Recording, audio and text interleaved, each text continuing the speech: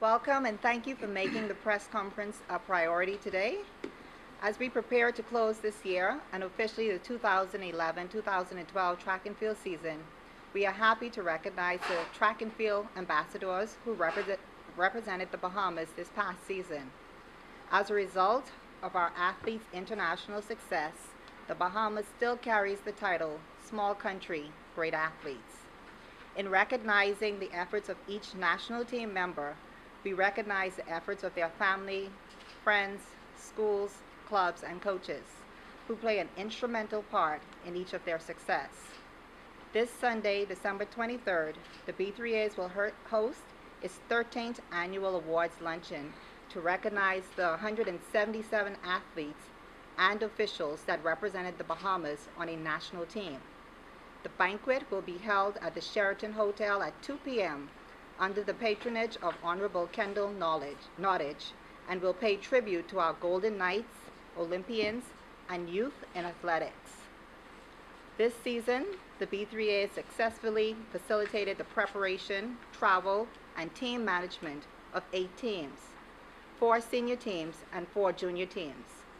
These teams included the NACAC cross-country team in Trinidad, the IAAF World Indoor Championships in Istanbul, Turkey in March, the Caribbean Games in Bermuda during the Easter holiday, in June the CUT in Jamaica and the Junior CAC in El Salvador, in July both the NACAC Under-23 in Mexico and the Junior World Team in Barcelona, and finally the London Olympic team in August.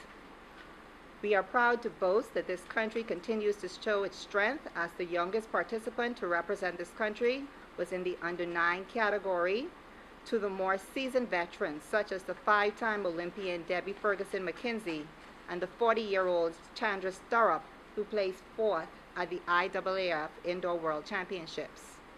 In total, the Bahamas was able to capture 98 medals in these 8 international competitions. The success of these teams we owe largely to the commitment of our sponsors, who will play a significant role in the upcoming banquet on December 23rd.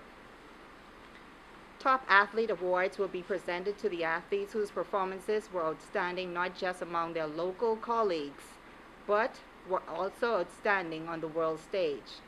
Awards will be presented in both the junior and senior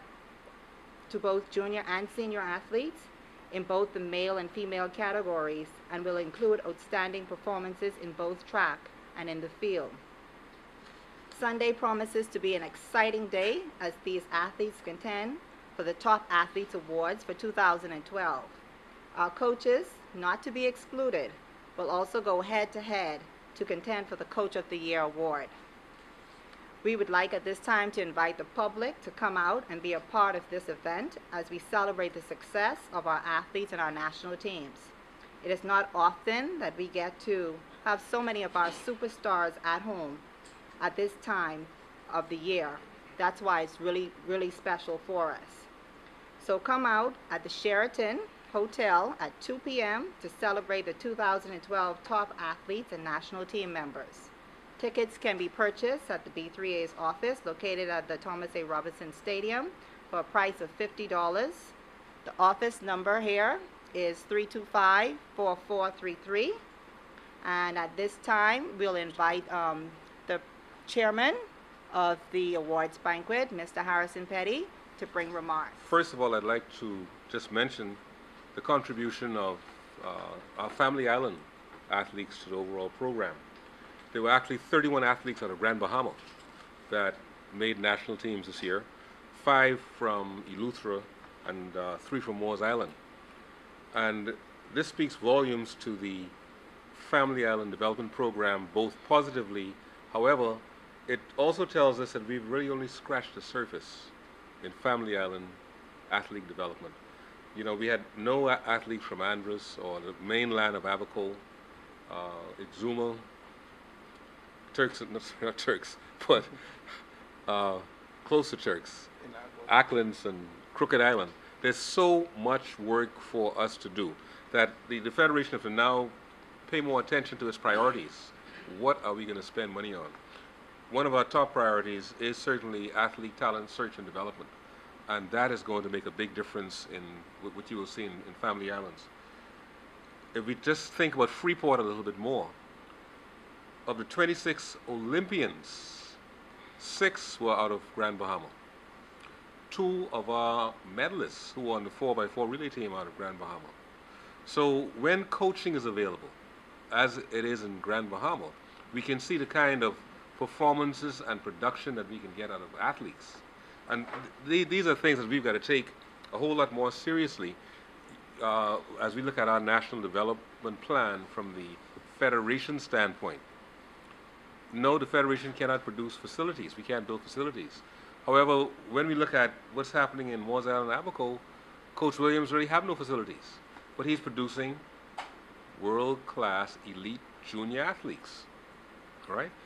Our job as a federation should be to deliver good coaching, produce talent search and identification programs for the Family Islands. And we are going to find these athletes. Additionally, as chairman of the banquet committee, I'd like to thank the sponsors. This is a very, very expensive production to put on year after year. We've been doing it for 13 years, and it's very, very costly. Students have been out soliciting ads. And they've done very well. The public have supported us well with advertisements, congratulating the athletes. However, we have a platinum sponsor, and we want to thank Mr. Mark Roberts from FYP, Builders Mall on Wolf Road there, for being our platinum sponsor for this. We have other sponsors, BTC, Scotiabank, Colina, Atlantis, that has been sponsoring our programs for the whole year. And without sponsors, what we do is simply not possible. We can't travel, we can't compete internationally, but we certainly couldn't hold a banquet. The hotel costs money, everything costs money, and thank you very much to our sponsors. I think we'll hear from Mr. Mike Sands, the president now. Between our public relations director and the chairman of the organizing committee, everything has basically been said. But I just want to add to the fact that we take special time to recognize and honor all of those athletes that would have participated during the preceding season. And as you heard Tony said, we start with the little ones from the CUT team on to the veterans. And this is our way of showing each and every one of them that we appreciate the contribution that they've made to the success of the organization. But we as the Beach Rays do not take credit for their success, but we are here to support the efforts of the coaches and by extension the athletes that perform extremely well and continue to make the Bahamas proud on the world stage of athletics. And so for the general public to show its support and appreciation for what is being done. There's a lot of work that is being done behind the scenes by the organizing committee, the chairman under Mr. Petty, and the vice chairman, deputy chairman under Vice President Lewis. Through rain and shine and sleet, they've been working assiduously to bring us to this point. And so over the next few days, and persons ask why during this time. Well, as you have again heard, we find this time to be the most convenient because in order to ensure that we have the widest range of participation possible, we know that all of our athletes will be home during this time for the Christmas period. And so, we're encouraging each and every one to come out and support this event. We attempt to make it a fundraising event, but at the end of the day, we do our best to try to keep the cost at a minimum. And I think you will note that the price has been $50 for the past number of years, and so it tells you that this is our contribution to try to keep the cost at a minimum, but we feel that it's absolutely necessary for us to recognize the contribution of all of our stakeholders in our beloved sport. And so I would wish to congratulate the committee for the work that they've done thus far, and please asking the public to please come out and support this event. And Vice President Lewis has indicated that we still have 24 hours if persons would wish to call in for an ad or something else. And you see this beautiful poster behind us. his design. You know, we think he's only an architect, but he's also an artist by design, and so he's made provisions that if there are persons in the sound of my voice that would wish to continue to contribute to what we are doing, to please call the office tomorrow, have your information in, and we'd be happy to accept it. And I think I'd like him to comment if you'd wish to that extent. Good evening, and thank you very much. First of all, once again, we express our sincere gratitude to all of our sponsors and our other partners for helping us to pull this event off, and we want to also pay special recognition to our coaches again and to the families of these athletes who've loaned them to us. This event is very special in that, as the president indicated, we are covering a wide spectrum of athletes, a wide range. We're going from the under 19 all the way up to our most senior athlete that participated at the Olympic Games this year at the age of 40. And to speak about history, we are doing this banquet under the patronage of the very first Minister of Youth, Sports and Culture, the Honorable Kendall Nottage, who coined the phrase numero uno. And as Tonique indicated during her presentation, we are now being referred to as small country great athletes. So we've come a long way, and we're just excited about this weekend, and we're looking forward to full participation from the entire public. So having said that, the floor is now open for questions. There was a selection committee that was put together that was headed by the statistician, Mr. Ricardo Roll, and they assiduously went down the performance of every athlete, and it was basically based on overall performance of the year.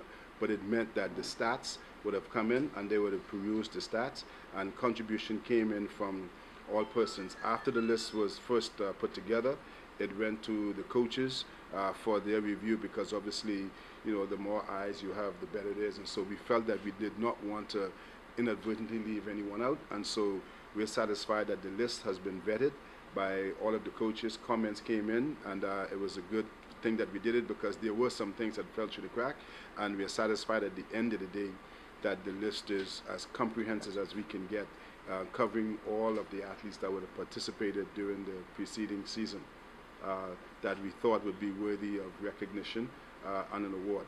Every athlete that participated will receive an award, but then in the specific categories where you have the male, female, junior athlete of the year, and those names have been shortlisted to what you have in your possession, and you yourself will be able to look at the criterion or the accomplishments and kind of help make that decision as well. Well, you know, as I said, we have meetings, and everything comes out of meetings, and names are thrown around or bantered about as to who we should pay recognition to, because we want to pay recognition to all of the stakeholders that have built the sport. And Minister Nottage's name came up. Several names came up. And, you know, going into the Bahamas' 40th anniversary of independence and recognizing the first Minister of Sports. And not only did he coin the phrase numero uno, I think he's also responsible for the sports power thing. And when the committee, we collectively decided that he was the most fitting person, you know, I had the honorable task of speaking with him, and he was very, very humbled by the fact that we recognized him. And I actually asked him, I said, you know, in 1977, you became minister and you spoke of sports power and you spoke of numero uno. Did you really believe it back then, or it was just rhetoric? He said it was divine intervention, that he felt it would happen, and he's very, very happy to see that the Bahamas is at where it's at today in the world of sports, and he is graciously consented to be our patron, and we look forward to his presence to celebrate with him the memories from where we came from and to where we are today. Who chooses doing this? Well, you know, as you know in the past, and I've spoken to several of you, and Dr. Nottage heads the committee, that obviously this list, now that it's finalized, selection committee is made up of the press. You guys have done a wonderful job over the past several years, and Dr. Nottage again has agreed to spearhead it with you guys, and as you know, we have spoken about it, and you will receive this list, and as a matter of fact, you have it in your possession. And so the media, along with one or two other persons, like the statistician, who will be able to just answer any queries that may come about, will compile the short list and come up with the winners. And I will tell you that no one knows, absolutely no one knows until the evening when the envelopes are presented and it's announced at that time. So even you guys, I think what you've done in the past, if you have submitted your choices and it's compiled, I think Dr. Noz uses an accountant, and I don't think he even knows who it really is. So it's very, very, transparent, that there's no biasness, particularly on the part of ourselves, the B3As or the coaches. The coaches' input was to the point that they would recognize that perhaps one of their athletes was inadvertently left off, and so it's added based on if they've met certain criteria. So it's a level of suspense and excitement that we all look forward to on the evening or the afternoon of the 23rd, as we've done in the past 13 years. Well, the accomplishments speaks for itself. We started off with a 60th anniversary celebration, and then when we moved on to look at the performances of the athletes, the Carifta Games, our best performance in terms of medals for the past almost quarter of a century. The performances of the young twins, the triple jumper, World Junior Standard, Ryan Ingram, bronze medal, Anthony Strawn. We look at the season culminated with the Golden Knights, and so 2012 was a very, very exciting banner year and very fitting for our 60th anniversary. And obviously, looking at what we've accomplished in 2012, we'll now have to continue to build on that so we can move forward towards 2013 and 2014. But I think we all can agree that 2012 was one of our better years in overall performances. I think we won a total of some 98 medals, 98 medals from the CUT on up to Olympic Games. And so I think the coaches in particular, are to be given credit for being able to produce the athletes that they have produced to the stage in the development of the association and the sport. As I said, the statistician, the committee, and I don't know if the members of the committee is here, but based on the criterion, they will give you an answer before the end of the evening. Well, it's all based on performances. An athlete may have won a medal, and I think it's based on final performances. If you look at what you see here, you would look at medal performances, for example. And I'm just picking out the first one on this Junior Male Track Athlete of the Year. Cliff Reeses is one. He's got a Carifta gold medal. He's got a Carifta silver medal. Junior CAC preliminaries. Just going down the list, you would see it's based on overall performance. And again, members of this table were not intricately involved in it. We send information out to all the coaches, and if in their view there might have been an omission or query, then certainly it was asked to be put forward. As a matter of fact, I am aware that there were several new entries that were put forward at the last minute because there were some omissions. And so, we've sorry?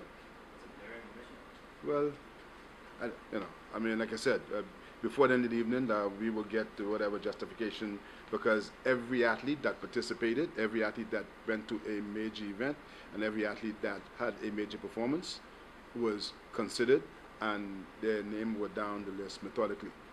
And so I am not in a position to speak to, because quite frankly, I have not seen the final listing to say that, who is missing from who's not. No, this is the final list I'm saying, but it's now being produced to us as we speak. You have received a copy of it. The coaches of the year? That is in process now with the statistician and the others. If you look at this, ladies and gentlemen, I think you will agree that a lot of work went into this. I mean, and you're familiar with stats, and I think your input was also sought and considered. And so at the end of the day, it's a lot of work, and the committee is to be commended for the detailed amount of work that they've put into making this happen at this junction. So I would hope that we'd look at the big picture and let us, as much as possible, dwell on the positive side of what this intent is meant to be.